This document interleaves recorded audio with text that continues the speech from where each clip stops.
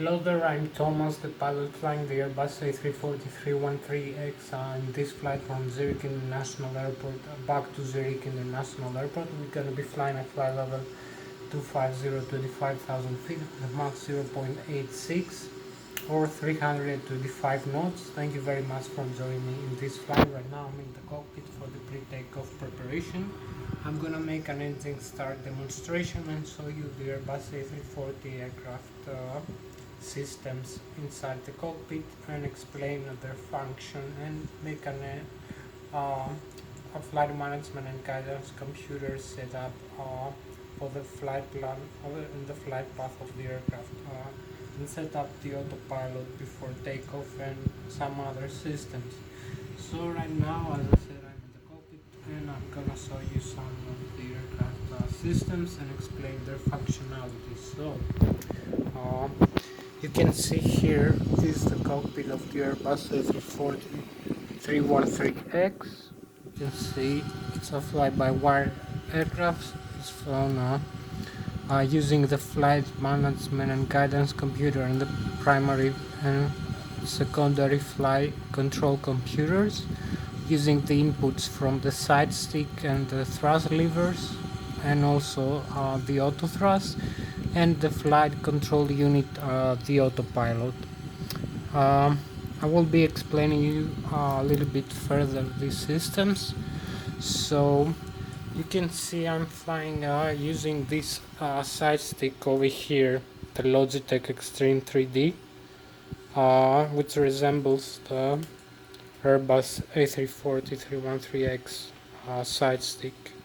So when I input a pitch up or pitch down of the aircraft, I move the side stick up and down, and when I input bank roll left or bank roll right, I do the same thing by moving the side stick left or right.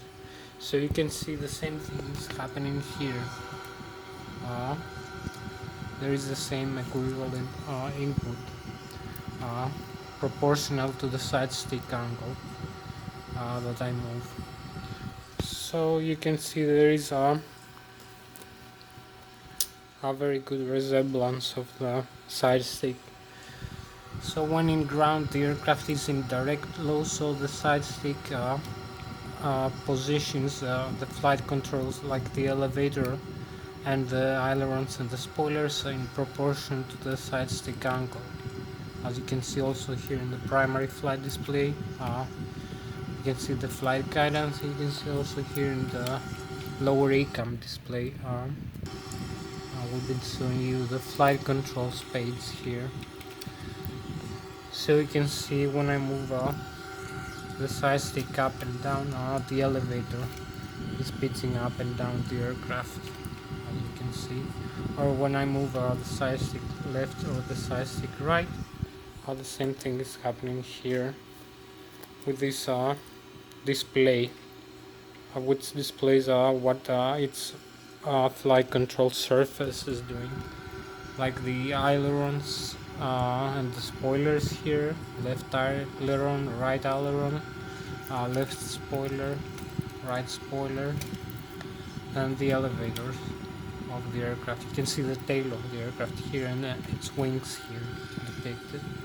So you can see the primary and the secondary flight control computers, and the green, blue and yellow, it's the respective hydraulic fluid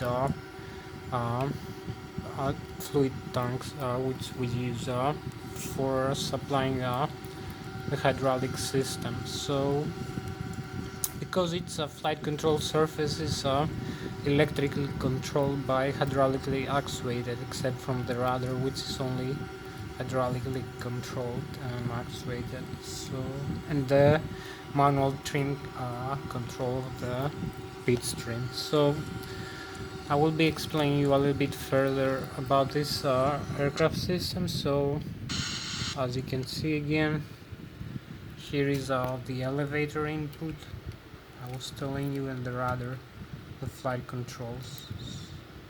So you can see over here in the tail of the aircraft.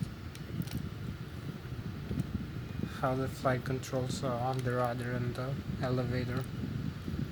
And you can see also in the wings the spoilers and the other ones. So you can see there is an equivalence between the side stick movement. So maybe I will be showing you now a few more systems, maybe make an engine start demonstration very quickly. Here you can see I'm gonna turn on more lights and a few more lights here.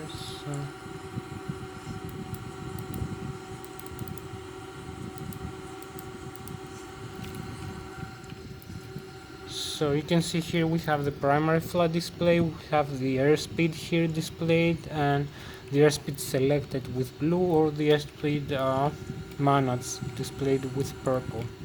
So we have the flight control guidance from the side stick, which has its limits here. As you can see, this box. We have here the barometric altitude, 1430 feet above the sea level. Here we have the navigation display, which is also a map. We'll be seeing some more systems here. Here we have the radar. I will turn on the radar, the weather radar, and ground return also. So gain to the maximum here. I will be showing you. Here we can see the airports around us displayed in the navigation display. Here we have Switzerland and Germany this side over here. So here's the flight control unit. Here's the airspeed selected. As you can see, I can set a higher airspeed for takeoff, for instance. Like 200 knots. You'll see 200 here selected for takeoff. And if I move the thrust levers all the way up, you will see the mode here, the manual takeoff and the auto thrust in blue displayed. Thrust lever now, because I move thrust levers down to the aisle. So you can also see here we have the upper ECAM, electronic centralized aircraft monitoring. So it has the N1, which is 23.6% right now, which is the low pressure, low speed compressor state of the engine right now. Maybe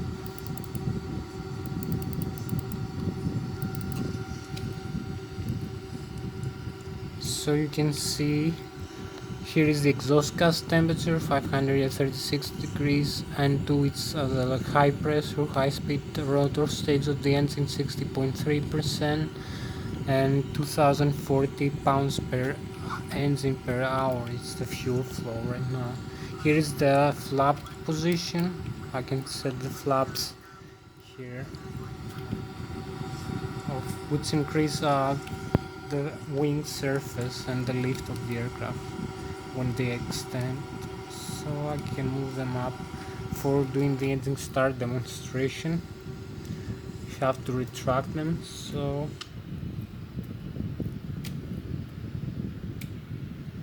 I will be showing you a little bit further.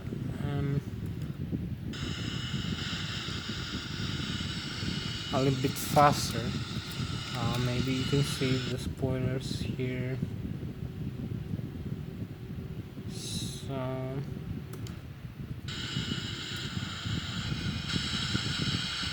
I will make the engine start demonstration quickly, so you can see some other factors here, some other parameters like the engine here, the secondary engine parameters. You can see the fuel use per engine right now. You can see the oil quantity, the pounds per square inch of the pressure of the oil, the temperature of the oil in the engine, the vibration N1 and the vibration of the N2 stage of the engine, and the nozzle air temperature of the engine. The gross weight and the center of gravity as mean of the aerodynamic core. So I will be showing you now a few more factors about this aircraft: the total landing temperature, the saturated air temperature. You can see the SoCal code here. We have the landing gear here, lights which shows it's extended in the right position, the auto brake, the brake fan, and the other skid and nose wheel steering which is on right now. The terrain on navigation display, we don't have this function right now, and the landing gear lever. So let's show you a few more things here with the ECAM. So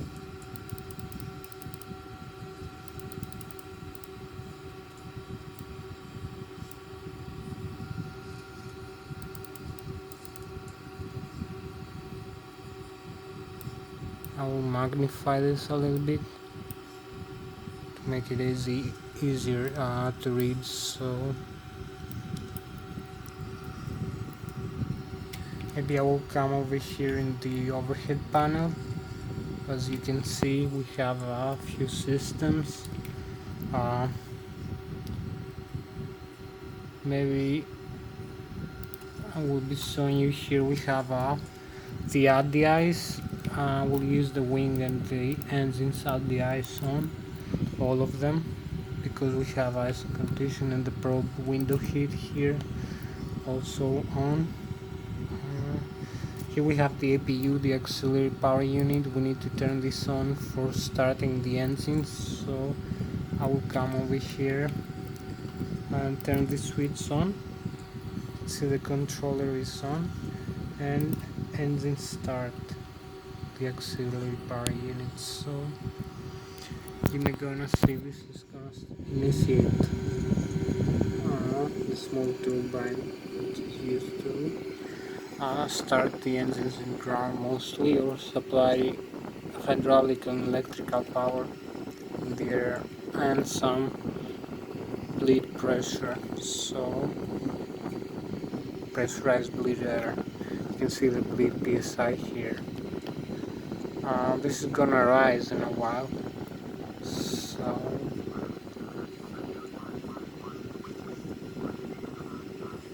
it's gonna be available like in 1 minute from now. So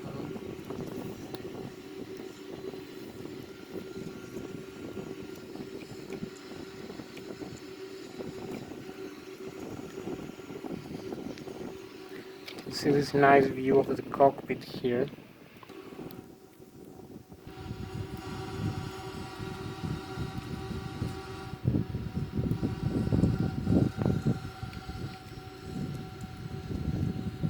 And the overhead panel over here.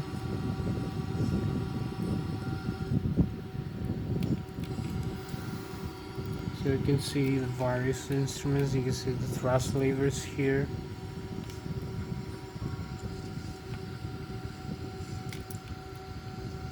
So I will be showing you now. We have the APU now available. It has electrical alternate current, electrical power, producing right now 116 volts, 400 Hz, and bleed PSI.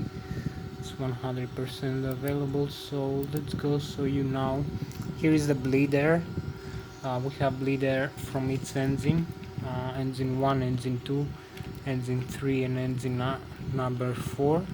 As per engines, as you see here in the thrust levers, we have 4 engines, and each one supplies bleed air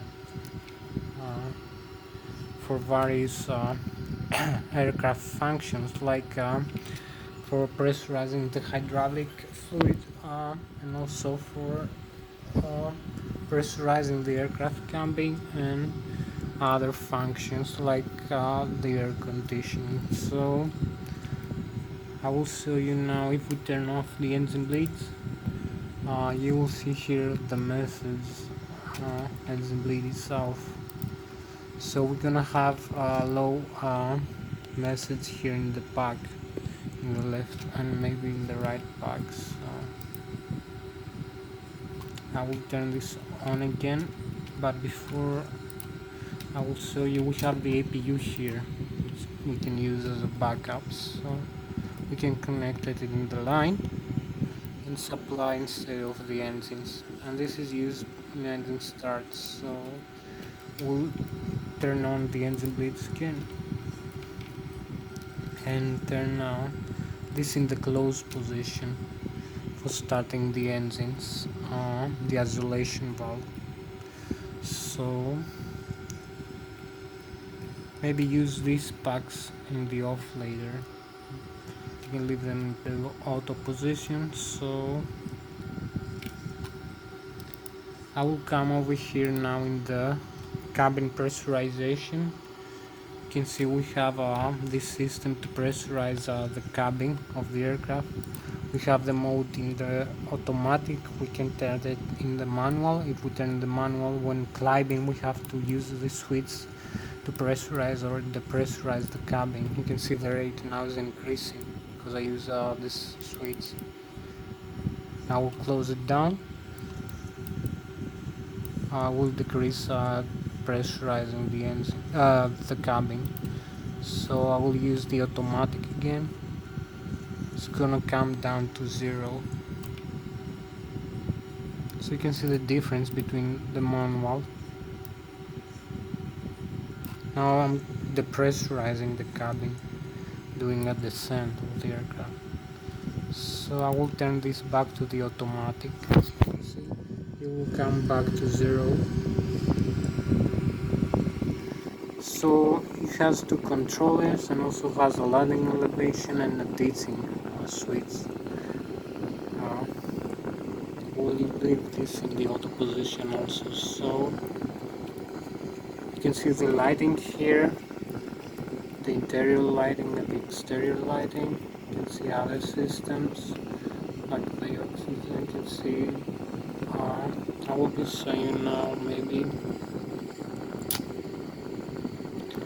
the electrical alternate current here. So this way is the electrical.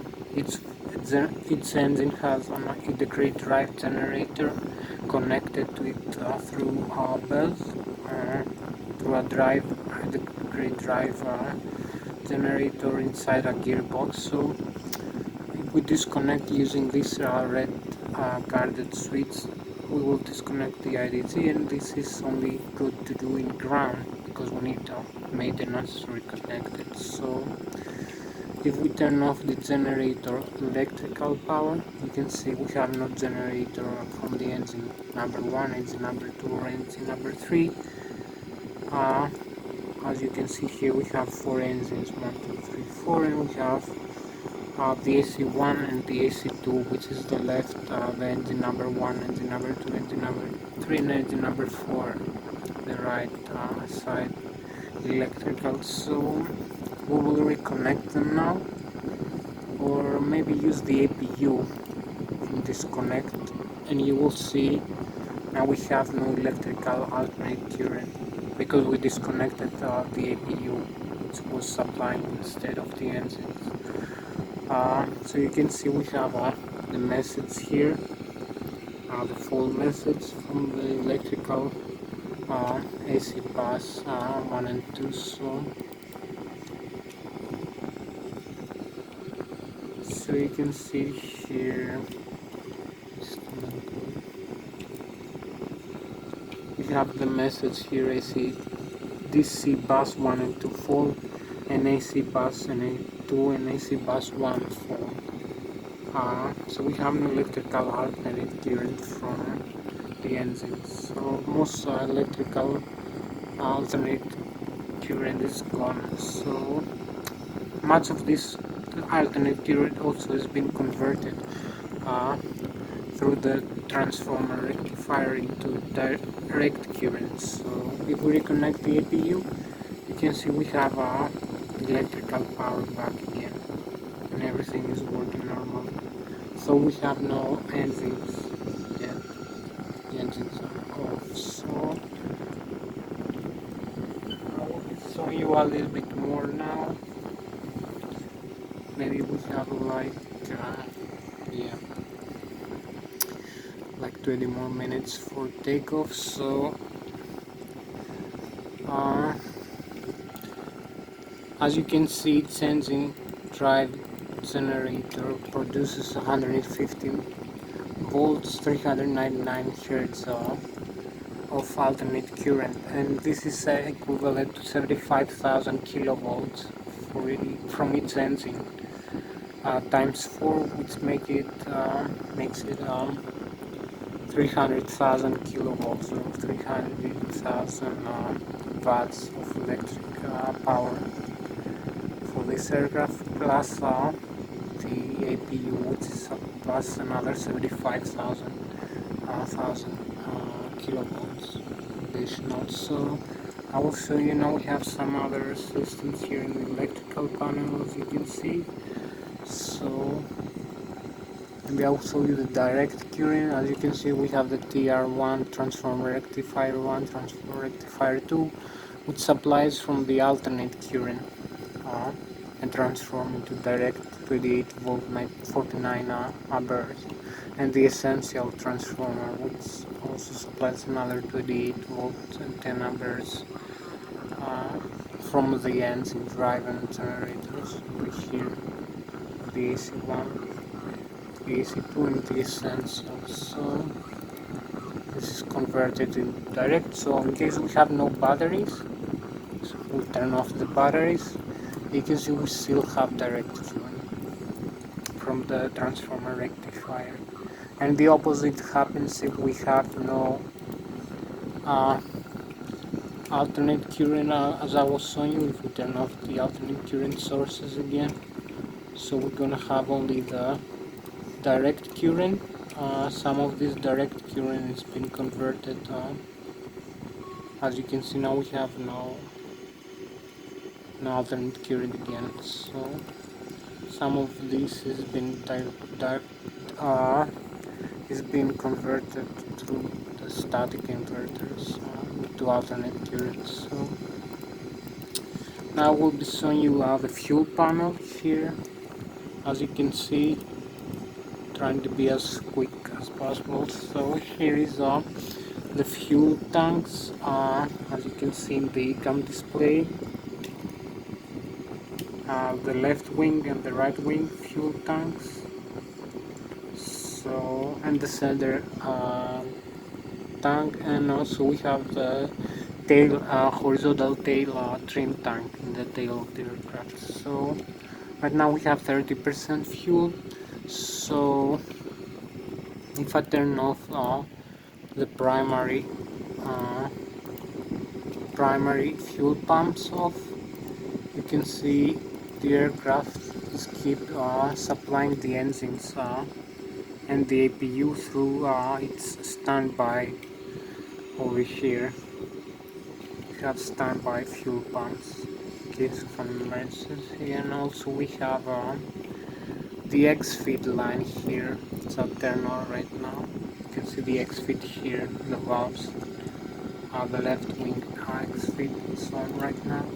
We turn on, and the right wing X-feed. So you can see any engine right now has been supplied from any pump in the aircraft. So this is used in emergency and also for fixing the fuel imbalance in flight. So maybe if I turn on the primary fuel pumps again, I will show you the fuel panel. So we have right now 31,560 pounds in each wing, left wing and right wing tank, 0 in the center tank, and 1,950 in each wing tank, and 3,310 in the horizontal tail trim tanks. So we also have a few more modes here. We have the forward transfer or the aft transfer from the trim tank over here. We can set this using this switch. We have the X transfer from the sender tank, as you can see, into the wing inner tanks. You can do this manually or automatic. So we have a fault right now because we have no fuel over here in the sender tank. As you can see, there is no transfer. The system tries to show the arrow transfer, but transfers. So we also have the other tank transfer over here, which is guarded. So if I turn this on, you can see now we have transfer from the wingtip tanks. So I will turn this off. You will see the arrow goes off. We also have here flight control computers, primary, secondary. We also have the fuel jettison here, which is guarded right now. We can arm it and activate it. We can dump fuel in flight, and we have the inner tank split here. We can split the inner tank into two sections. The inner tank needs wing over here. So we have a few other systems. We have the air data inertial reference system. I will be showing you in another flight for this Airbus. So it's supplying all the aircraft systems like the primary flight display, navigation display, flight management and guidance computer, and flight control unit, autopilot, and autothrust with air data, anemometric, inertial reference, gyroscopic acceleration, and GPS mixed navigation. This is the other system, air data inertial reference system, and other data like the angle of attack of the aircraft in respect of the airflow. So I will come now in the last part for this pre-flight, pre-takeoff preparations. So we have here you can see the hydraulic system of the aircraft, as I told you. This is used for the flight controls like the spoilers, the ailerons. Over here I will be showing you with the side stick, the nose wheel, the landing gear extended track, the elevator, the rudder. So all the systems use hydraulics, the parking brakes, the reverse thrust in the engines. You can see here we have the fire system, fire protection agents. So we have some other systems. So you can see if we turn off, we have the engine, each engine, it's 4 engines. So we have engine number 1 again, engine number 4, engine number 1 and engine number 4 has the green system, engine number 2 has the blue, and engine number 3 has the yellow system, supplying with the hydraulic pump generator over here. You can see display with the square. And we also have the hydraulic fluid valves and the tanks with hydraulic fluid. And we have the electrical backup, so if we turn off the engine driven generators, as you can see, we're gonna have no hydraulic power in a while. So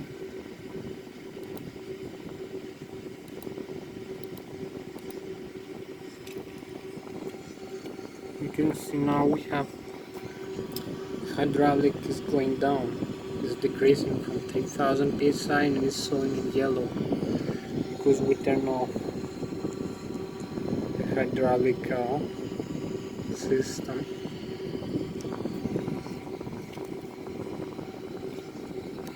You can see engine number 2, the blue is off also.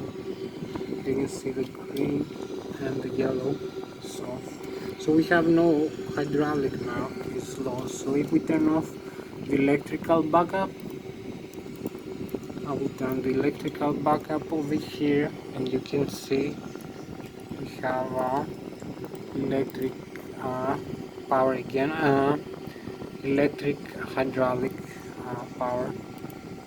So you can see it goes up to the 3000 psi as normal. We also have the RAT, which is extended in flight. It's a small turbine extended. it flies. So we can turn on the engine driving also. So we have both electrical and engine driving as a backup. So this is for the hydraulic system. This is the fuel, the electrical, the air system of the aircraft. Now we'll be going very fast into the engine start demonstration. So we're coming back in the cockpit.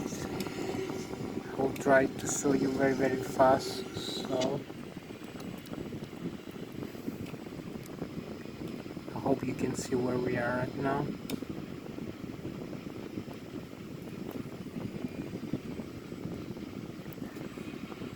I wish I could do this all faster, so I will be coming here. You can see we have to turn the packs off over here for starting the engines. Turn this in the closed position, the isolation valve. So here in the close. Now we're gonna close the engine master switches, all of them. So this is gonna close off the low and the high pressure fuel valves in the engine. This is gonna stop the engines from start the engines from fuel. So as you can see here, now we have no engine power. All engines are going out. So this is gonna display yellow X's. As you can see, the engines are off. So you can see the engine spinning has stopped right now in either side engine. So we're gonna start this engine first, the left wing. So we're gonna come here and turn this up, the engine mode selector in the ignition start position, as you can see. So we're gonna turn on this left engine number 1 and engine number 2 master switches. This is going to initiate the fuel flow. When the N2 reaches 20%, the fuel flow will go from 220 pounds to about 2000 pounds per hour per engine. So here we have the high pressure fuel valve goes on, and we have the engine starts right now. You can see the available message here.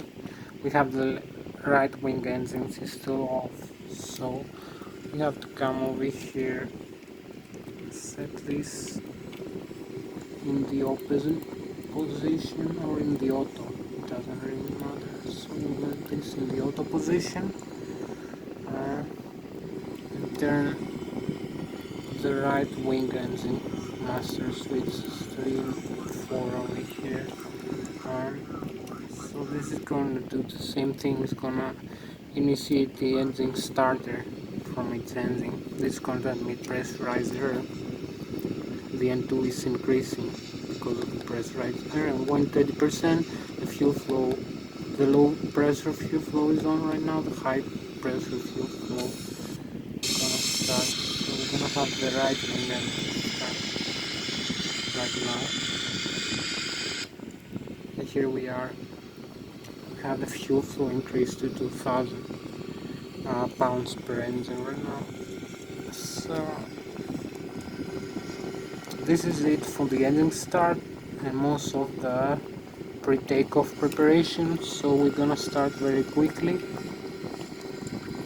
Gonna try to be very fast for this flight. So I will come over here, set up the fuel prediction, Z gross weight 391,000 pounds, I believe.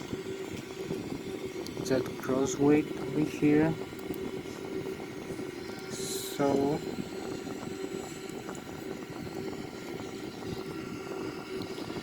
cruising temperature, this is the maximum right now, 36,000 feet, minus 45 degrees, fuel on board 69.18. So I'm gonna initiate from Zurich Lszh, Zurich International to Zurich International, Lszh to Lszh, cruising flight 35,000 feet, minus 35 degrees, coast index 100, and align the IRS. So I come here in the flight plan, so I'm gonna initiate the flight plan here, as you can see.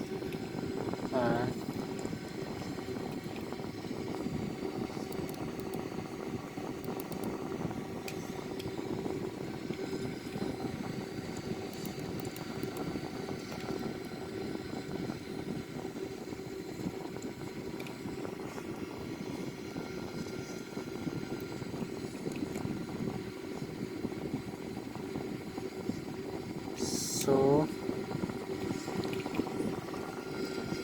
maybe I come here from Lszh, departure, you can see the flight plan, Lszh,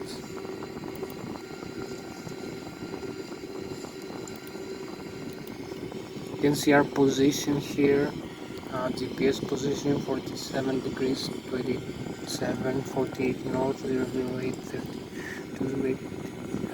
88 east. So departure, this is the runway 3,300 meters, the ILS frequency 108,300 ITL, and the heading 137. So we use this, we use this departure, the suite 2 alpha.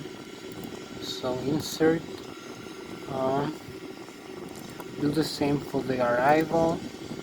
You can see here the GPS position for the arrival runway and airport. So arrival wireless 3,300 meters. We'll use this Negria 1 alpha, same waypoint every time, so makes it simpler to remember where we're flying. The flight path we follow. So I'm not sure, maybe we can see some terrain here.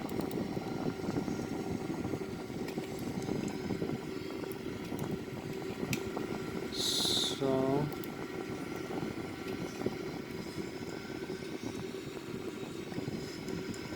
you can see we are almost ready. We only have to do set the flaps over here to position. You can see also here displayed position 2. We are gonna have flaps over here too. Also we have the flight plan already. Now discontinuity, progress and performance, and we set up flaps 2 and THS 2.5 up. So this is gonna be the horizontal stabilizer, temperature minus 12.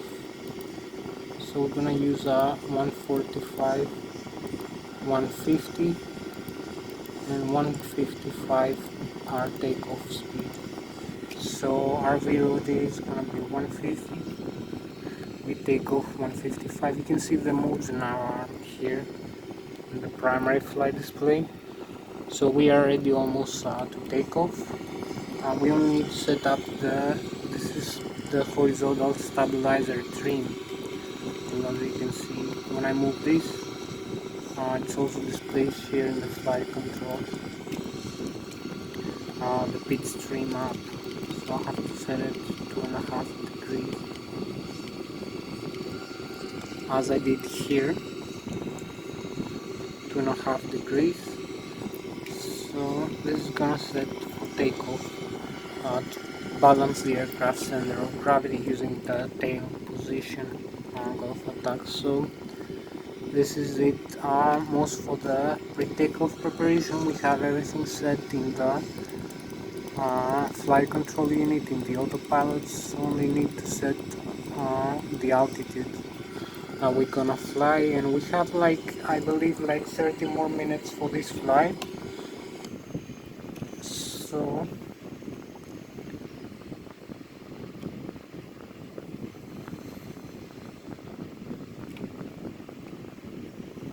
we're ready to take off almost. You can see one more view here where we are right now. And where we're going, so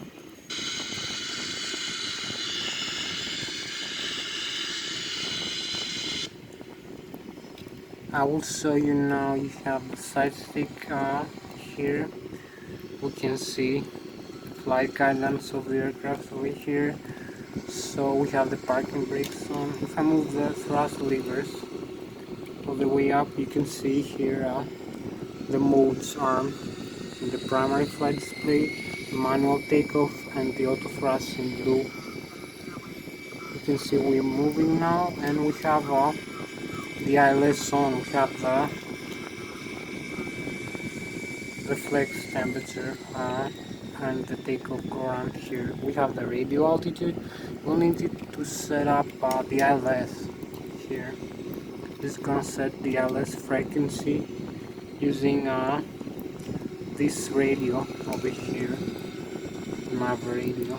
You can see the ILS frequency here, 108,300, which is a radio navigation for the ILS of the runway, which is gonna help us align the aircraft when we come back for landing. So you can see the altitude selected here, 25,100, the V rotate, and the V1 actually, and the V2. And you can see here in the navigation display the other airports in the flight plan. So if I'm gonna move now the thrust levers all the way up, as you can see, we're gonna have the thrust here increase, and we have the modes here, everything armed, and we are ready to take off. So we only need to disarm the parking brakes, and we go.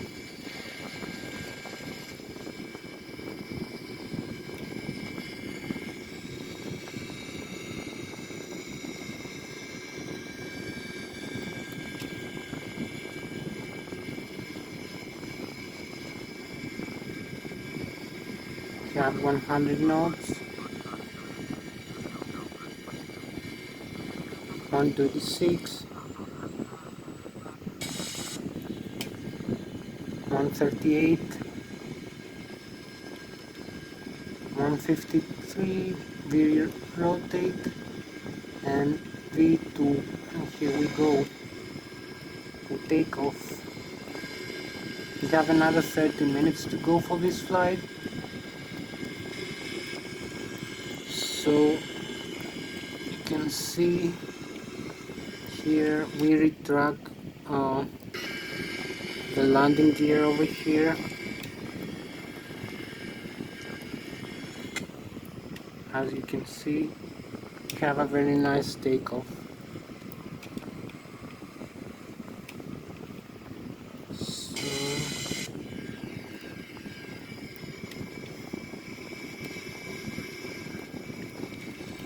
You can see here the radio altitude, which is approximately 1,700 feet above the ground level. You can see our airspeed is increasing 160 knots. You can see the flap position here. We'll remove the flap in a while. We can see the radio altitude as respect to the barometric altitude above sea level, which is 4,000 feet. Now we have a radio altitude 2,400.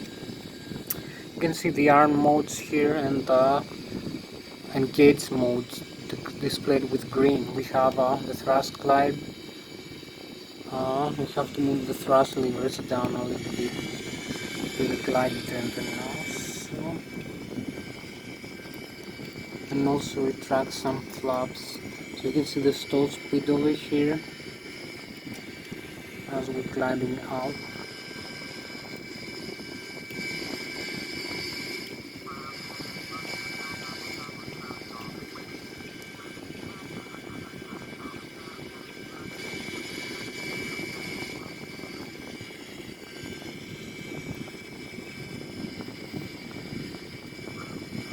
So we're gonna use MCT actually for this flight. Manual takeoff, go around for 10 minutes. We can use MCT also. So it's gonna help us to accelerate a lot. So retract the flaps. You can see the flaps now are at S position. We can have them in the F position, but we are over speed for that. So we retract the flaps.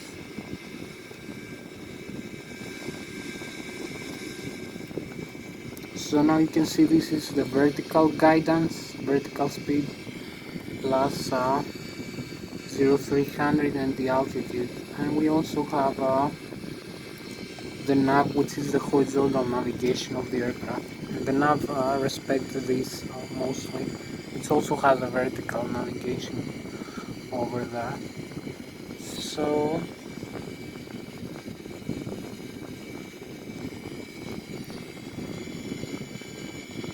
we crossed the first waypoint over here, the Zuli. You can see we are just 4.2 nautical, 4 nautical miles away from that.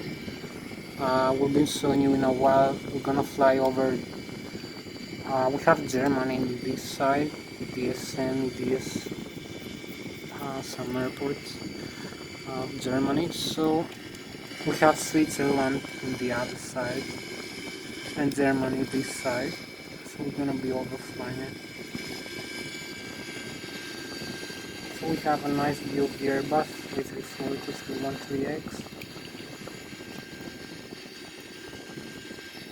So hopefully we're gonna have another 20 minutes for this flight to go. So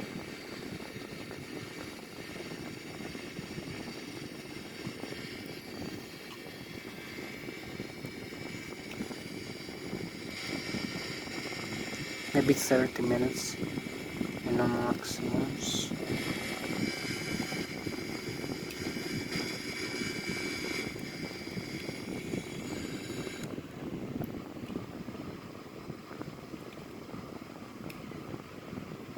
So let's have a nice view outside. We have the galaxy here, very beautiful view, and the sunsets. So this is the Airbus A340 313X.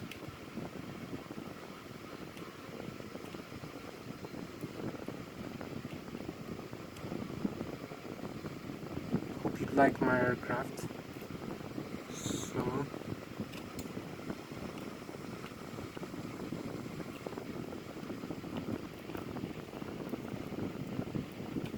as we keep climbing through 13,000 feet,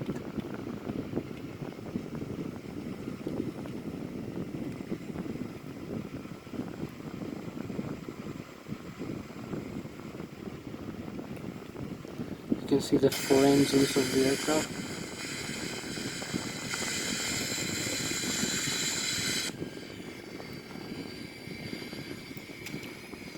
We need to come back into position with the flight path.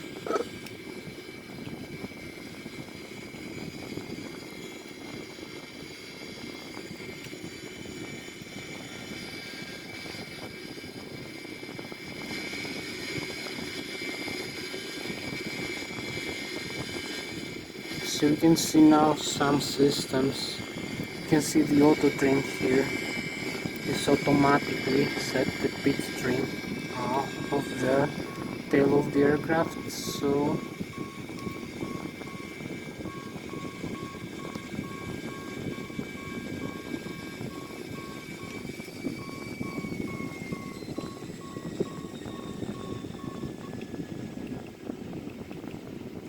we need to increase the rate of climb a little bit. So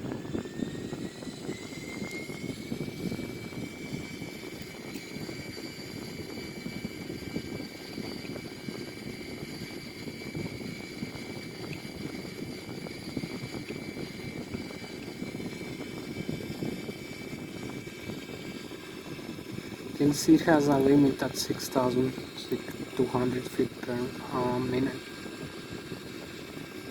So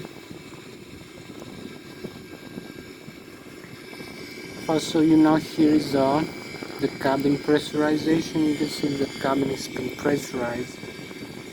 You can see the vertical speed of the cabin and the altitude 200 and the PSI differential pressure. You can see the fuel flow here, for instance, fuel use and the engine, its engine, and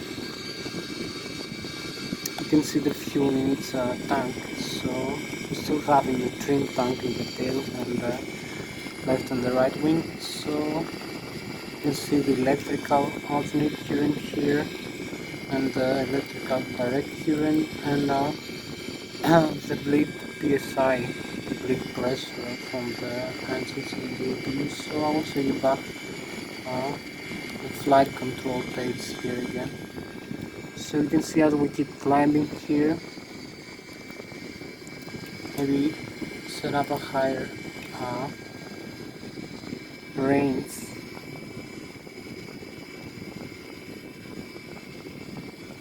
So you can see other airports of the Germany over here and the Switzerland down here.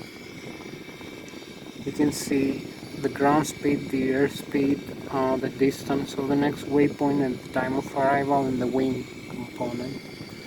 So you can see as we climb out here.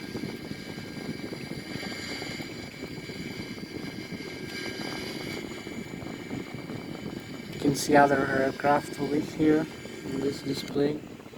So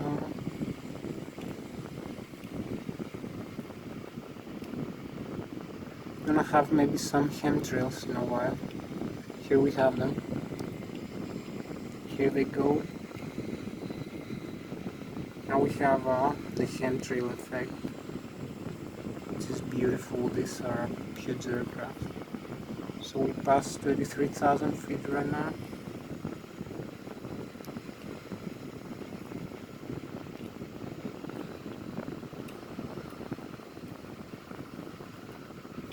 So I come over here inside and show you we reach almost the cruise altitude. So we're gonna have the altitude mode now on.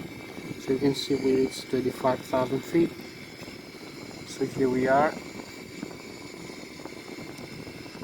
We have to stay for a few minutes in this altitude, like a couple more minutes. So you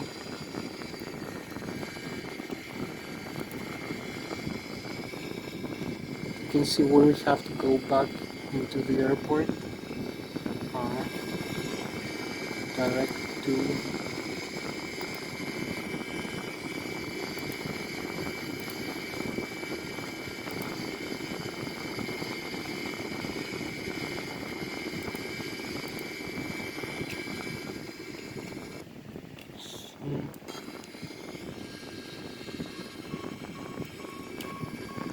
we'll decrease the speed now of the engines. You can see how we balance the aircraft using the fly-by-wire system, which is automatic and very reliable. It uses the request from the flight control computers to balance the aircraft using the acceleration. So still have this nice chemtrails over here.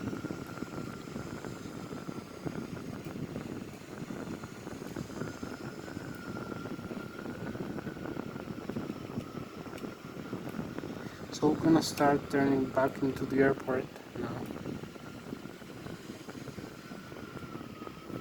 We still hold level at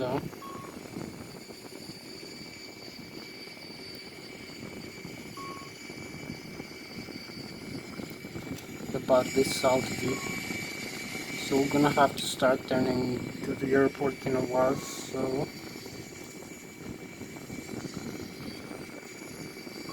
we have about 20 more minutes to go for this flight.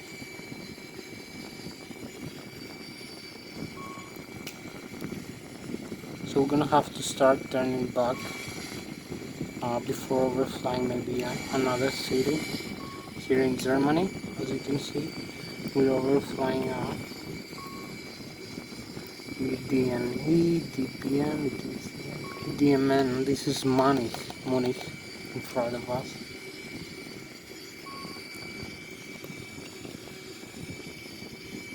So the next big city over here is Munich, this way.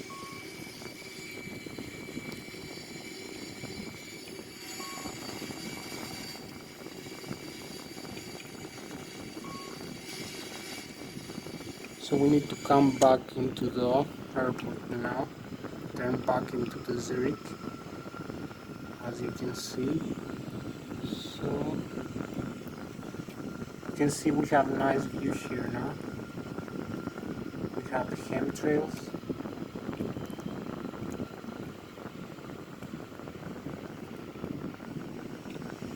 And we have this lovely view of Germany. Bayern region, Bavaria. So let's go back. Here's a view of Bavaria again. So you can see how level we hold up using this is this in the flight attendant, so we're gonna have the right airspeed. Hold this turn.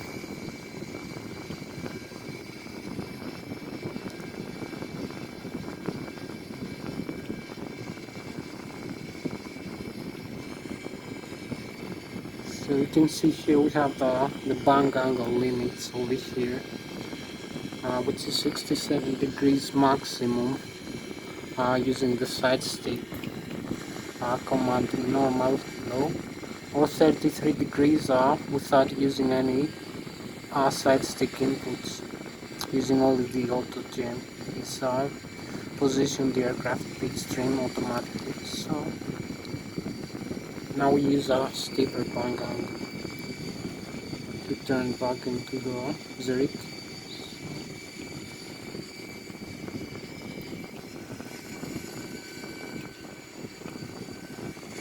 So the maximum G limit right now is about 2.5 Gs at 67 degrees over here. It's about half right now. It's about 1.25. You can see the 1.1 G right here in the G meter. So we turn like that, making a 33 degrees bang angle. You can see this is 1.1 G's turn. So this is what I mean by G acceleration limits using the fly-by-wire system. It measures the right G for a turn or a climb or descent of the aircraft. So this is what the fly-by-wire is doing, holding level of the aircraft.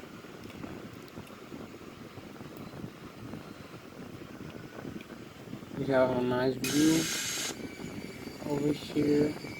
Still hold level at 35,000 feet, so we now have to turn back into the airport. So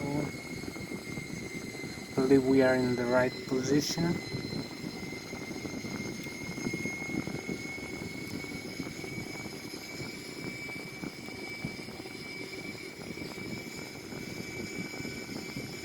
So maybe we need only direct to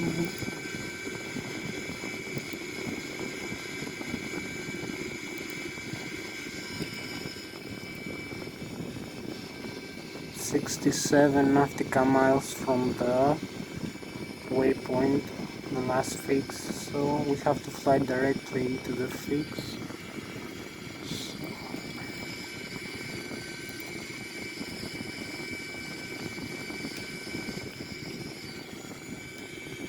So now we have more airports over here. We also have our airport getting close very fast. So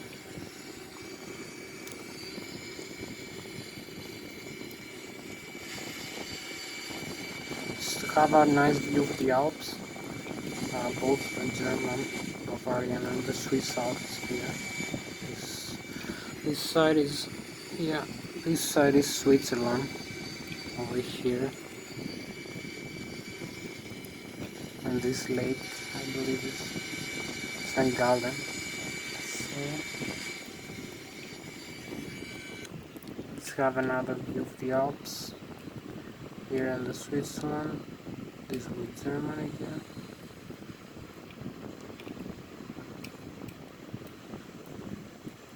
I guess it looks like a spacecraft now, to the darkness. So this is gorgeous view.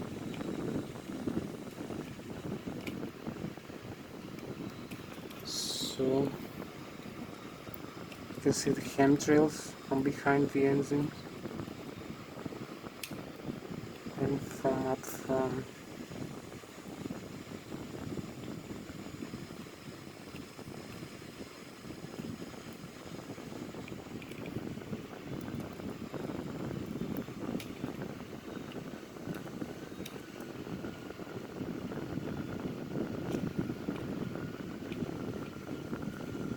As we go here,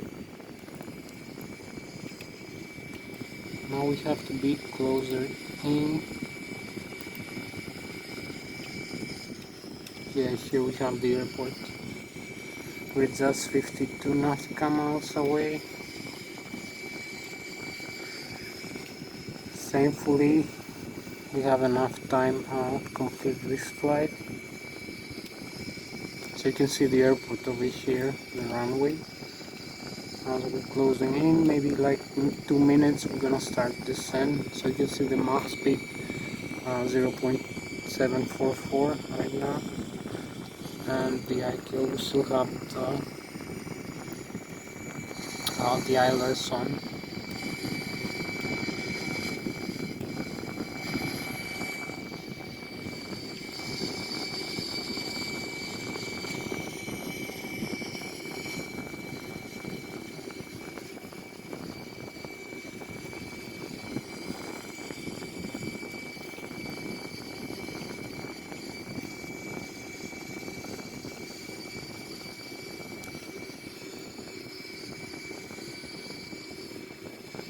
We're flying manually all this time. I don't know if I mentioned that. So you can see the flight control unit. We have the autopilot off, only the auto thrust is on.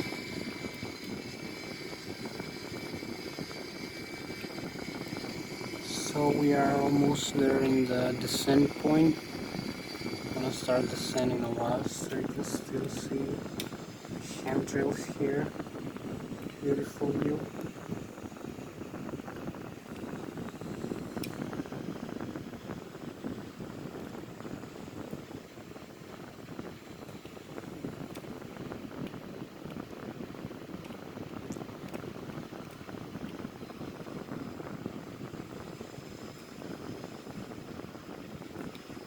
So we're gonna start descending in like a couple of minutes.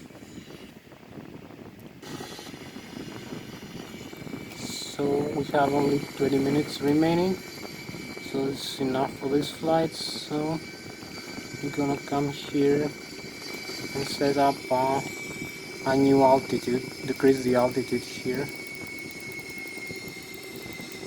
in the flight control unit to 7,300.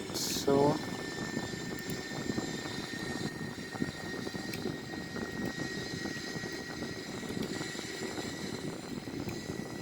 maybe decrease the range here also. Maybe not that many so decrease also maybe the airspeed as we descend. So we initiate the descent path. So progress, performance, activate, and confirm the approach phase. So here we go. We only need to use the speed brakes here.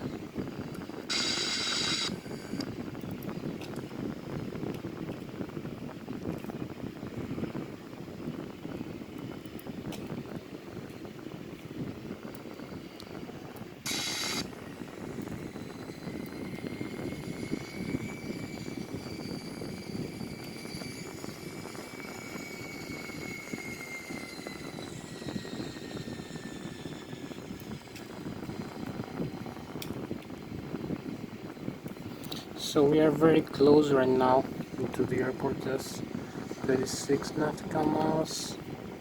We have like 18 more minutes for this video to complete.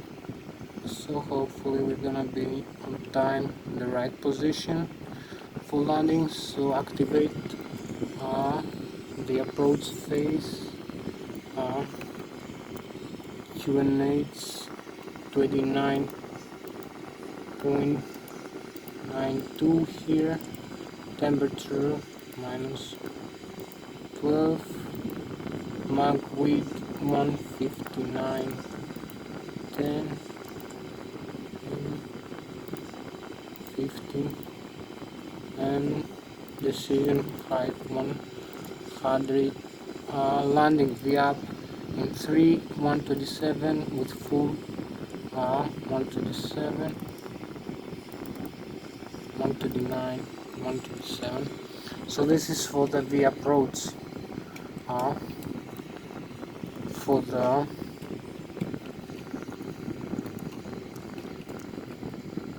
For the velocity of the approach calculation, so maybe use a little bit more airspeed as we descend. We still are a few nautical miles away.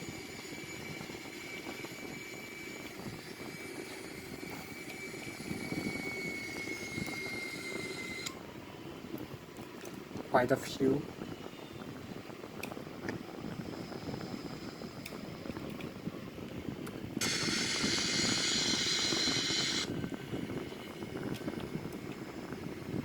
As you can see, we are just 50 nautical miles away. We are in a good position here, so we need only to set up the localizer over here and decrease the airspeed again.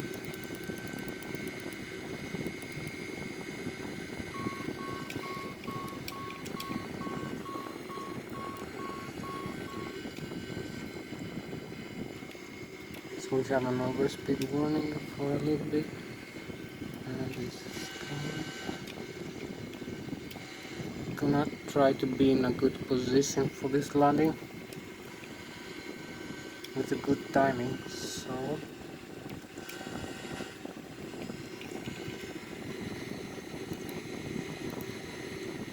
gonna turn on the lights also, the landing lights.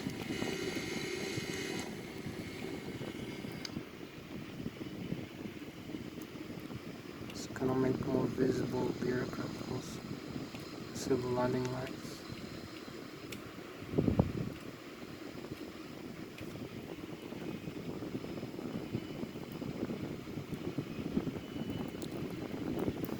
We have a nice star sign here, very beautiful.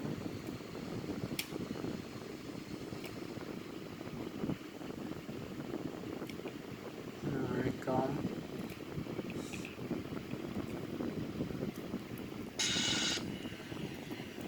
So here we go. We have all the modes armed right now, except we have the localizer also and the ILS. So you can see the minimum descent altitude, the speed, the altitude, the knob, the log. You can see the vertical deviation path here.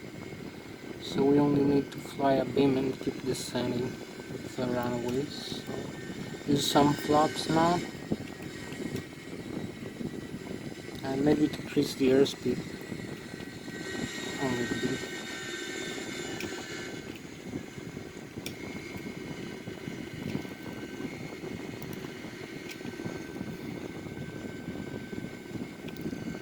So this is how close we are into the runway right now. As you can see, we have to keep descending a little bit further. Have the runway this way. So keep descending.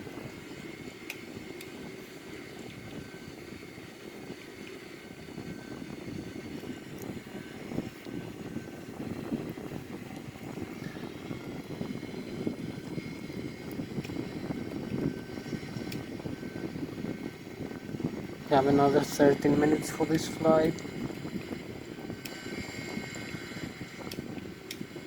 Here we have the river.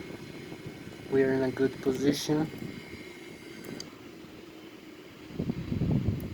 As you can see,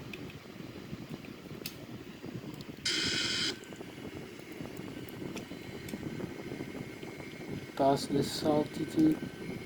Now extend the landing gear here.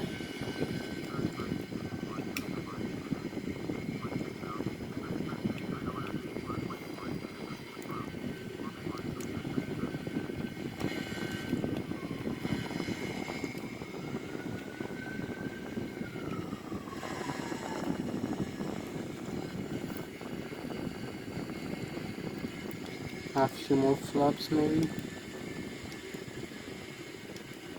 Maybe flops full would be acceptable. Maybe use a little bit more higher airspeed, I'm not sure. Yeah, like that.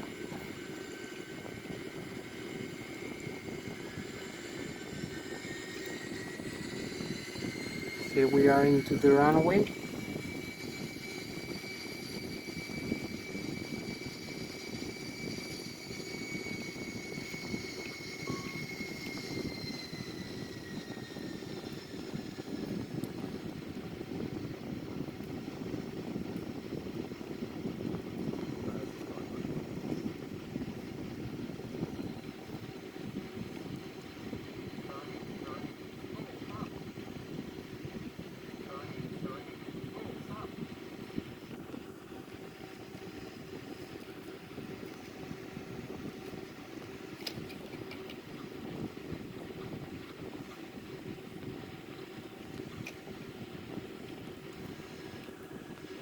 And here we are into the runway. So you can see where we are right now as we're descending.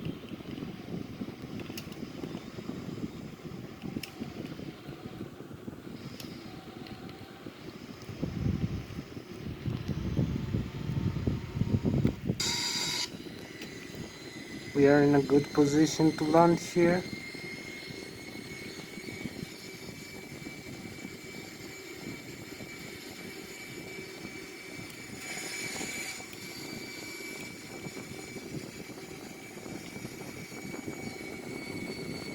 So we have the automatic thrust on and using only the side stick to descend the aircraft into the runway.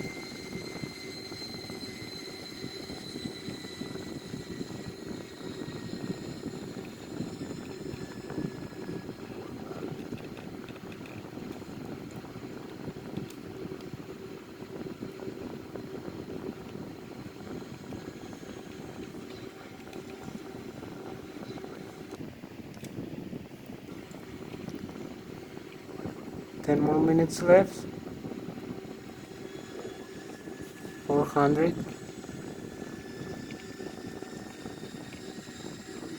300.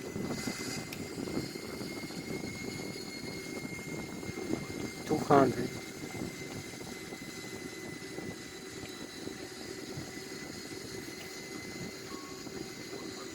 100. 50, 40, 30. 10. 5. Reverse thrust. And here we are.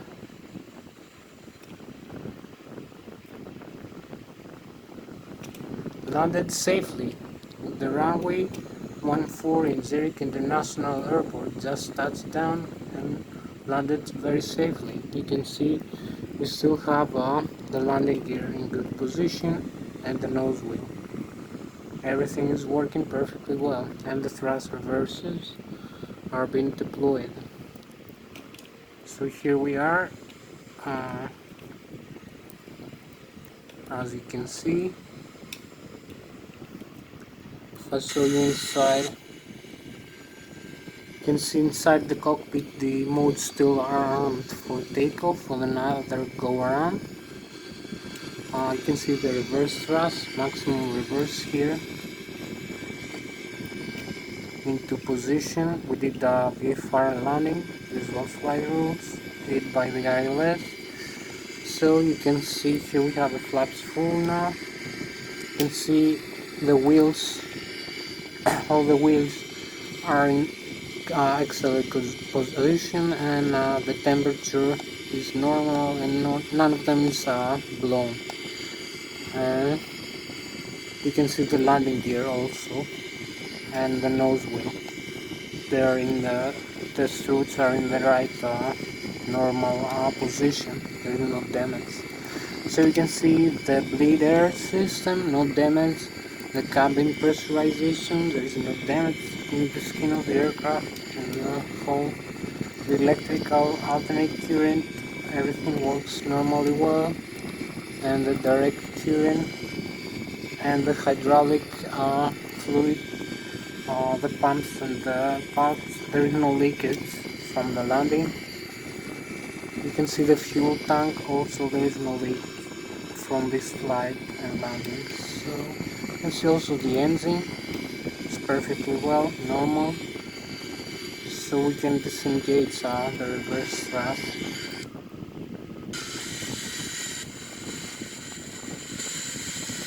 So we can disengage the reverse thrust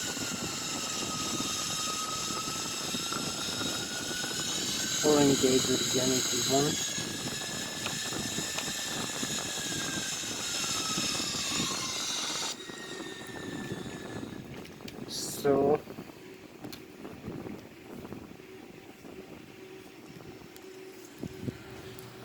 So that was Thomas, the pilot, captain flying the Airbus A340 313X aircraft in this flight.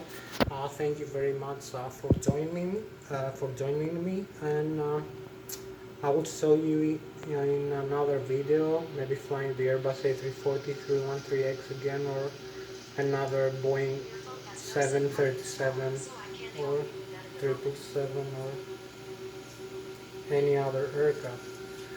Thank you very much for this, for joining me in this video flight for the Airbus A340 313X. As I said, we just landed in Zurich International Airport. We had an excellent and very safe landing. The landing gear and nose wheel is in perfect position. There is no blown tires from this landing. It was very smooth landing actually.